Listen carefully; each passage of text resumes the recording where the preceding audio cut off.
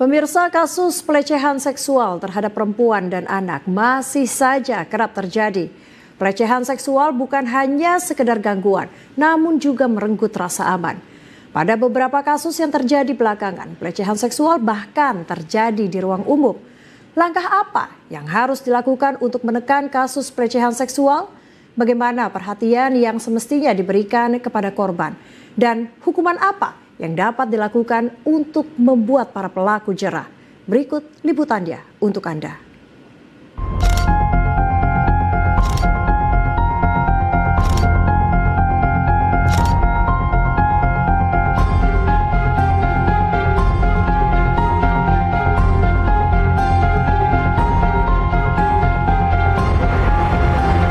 Pemirsa, maraknya kasus pelecehan seksual terhadap perempuan dan anak-anak menjadi perhatian yang serius bagi berbagai pihak. Para pelaku pelecehan seksual tidak hanya berasal dari lingkungan terdekat saja, namun juga dari lingkungan luar.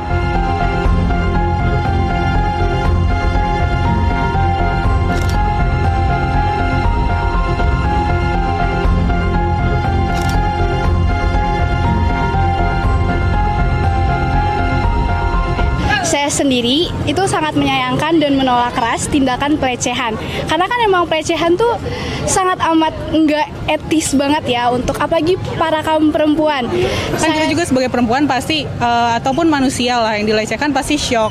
Pasti kita di situ nggak bisa langsung ngambil tindakan. Jadi mungkin kedepannya juga jangan sampai kita menyudutkan si korbannya. Justru kita emang harus menghukum seberat-beratnya pelakunya itu. Seorang mantan polisi berinisial FWLS yang pernah menjabat sebagai Kapolres Ngada, Polda Nusa Tenggara Timur, diduga melakukan pelecehan seksual terhadap anak di bawah umur. Terungkapnya kasus pelecehan yang dilakukan FWLS berdasarkan laporan yang diterima Polda NTT. Dari hasil penyelidikan, Polri menemukan fakta terkait dugaan keterlibatan FWLS dalam kasus pelecehan seksual dengan korban berjumlah 4 orang dan 3 diantaranya merupakan anak di bawah umur.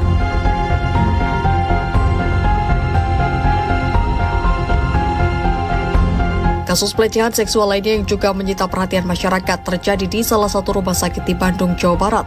Seorang dokter PPDS anestesi diduga melakukan pelecehan seksual terhadap salah seorang keluarga pasien. Terduga pelaku memperdaya korban dengan modus membius korban untuk kebutuhan donor darah.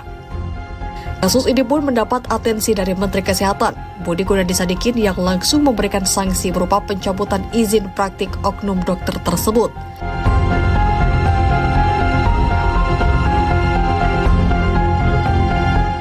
Hal-hal yang terjadi terus-menerus ini benar-benar sangat memprihatinkan dan kami menyesalkan sekali kejadian-kejadian yang berdampak bukan hanya kepada bagi peserta didik, tapi juga terutama bagi masyarakat semua. Untuk itu kami merasa harus ada perbaikan yang serius, sistematis, dan konkret. Peristiwa pelecehan seksual melibatkan oknum dokter juga terjadi di Garut, Jawa Barat. Seorang dokter spesialis kandungan berinisial MSF diduga melakukan pelecehan seksual terhadap pasiennya saat sedang melakukan pemeriksaan. Dari kasus yang diduga melibatkan oknum dokter kandungan MSF, penyidik Polres Garut menerima 5 laporan korban. Kita sudah menerima laporan polisi sebanyak 5 korban. Dan semuanya sudah kita lakukan pemeriksaan dan kita sudah lakukan pemeriksaan psikologis, kemudian sudah kita lakukan visum.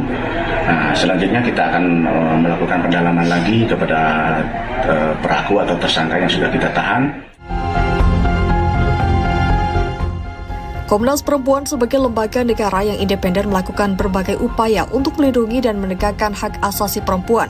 Salah satunya memberikan dukungan dan advokasi terhadap korban pelecehan seksual.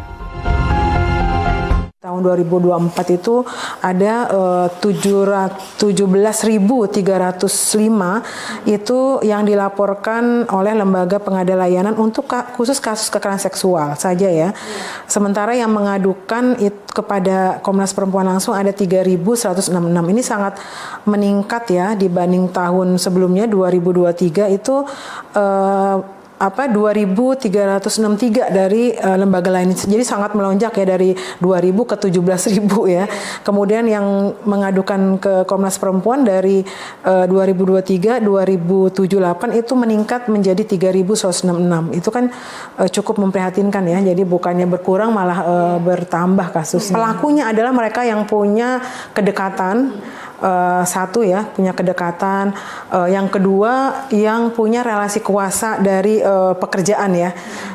Jadi dari pekerjaan misalnya tadi ya, pelakunya adalah atasan, majikan, atau tenaga pendidik, dan bahkan tadi ya tenaga medis atau kesehatan gitu ya.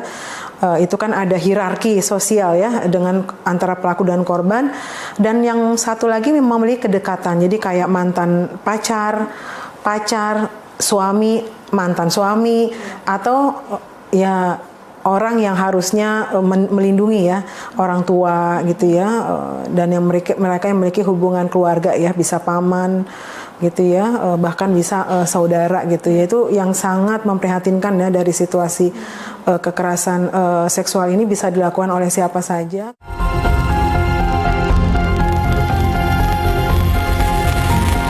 Pelecehan seksual yang berulang kali terjadi menimbulkan tanda tanya apa saja yang melatar belakangi perbuatan para pelaku pelecehan. Apakah sanksi hukum yang diberikan tidak mampu memberikan efek jera? Karena faktor individu. Kalau faktor individu berarti adanya kegagalan mengendalikan diri atau punya impulsivitas yang luar biasa gitu ya. Sehingga ketika ada dorongan dia harus segera melakukan gitu. Tapi walaupun demikian biasanya sudah ada faktor-faktor pendukung, yaitu persiapan ketika dia mau melakukan kejahatan gitu. Lalu adanya kurangnya empati. Kalau kita ngomongin kurangnya empati berarti ini ada sesuatu yang salah. Bisa jadi dia antisosial atau psikopati. Kita kembali ke konteksnya ya. Kenapa seseorang yang berpendidikan, punya citra baik, dia bisa melakukan kejahatan? Itu kalau di kriminologi namanya simulakra kejahatan. Jadi simulakra kejahatan itu adalah kejahatan berbalut citra diri yang baik.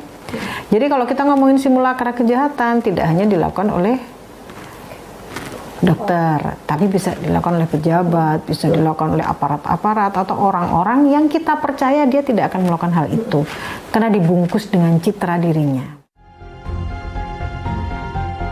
Meski seakan merenggut rasa aman dan martabat perempuan, namun pemerintah terus berupaya untuk memberikan perlindungan. Komnas Perempuan membuka pintu selebar-lebarnya pada siapapun yang ingin melaporkan tindak kekerasan terhadap perempuan. Ya, gitu ya, maupun datang langsung bisa. Di sini ada ruangan khusus dan tenaga khusus untuk menerima pengaduan gitu. Jadi melalui berbagai cara bisa dilakukan. No Justice itu sebetulnya juga membuat kemudahan para korban dan efek dominonya bagus gitu ya. Ketika ada yang dilaporkan, ada yang disiarkan, ada disampaikan oleh media, ada pihak-pihak lain yang merasa bahwa oh ternyata aku nggak sendiri gitu. Jadi sebaiknya dilakukan oleh pemerintah apa gitu, membuat regulasi atau tata cara pelaporan. Untuk menanggapi adanya kasus pelecehan seksual, diperlukan sikap tegas dan konsisten dari pihak pemerintah untuk memberikan efek jera bagi siapapun yang menjadi pelaku kekerasan dan juga pelecehan seksual. Begitupun juga dengan masyarakat, berperan penting untuk membantu mencegah dan juga mengungkapkan kasus pelecehan seksual di lingkungan terdekat. Indonesia sudah darurat pelecehan seksual. Jangan takut untuk bersuara. Fani Agnia, Ulfa Azhar, Garuda TV.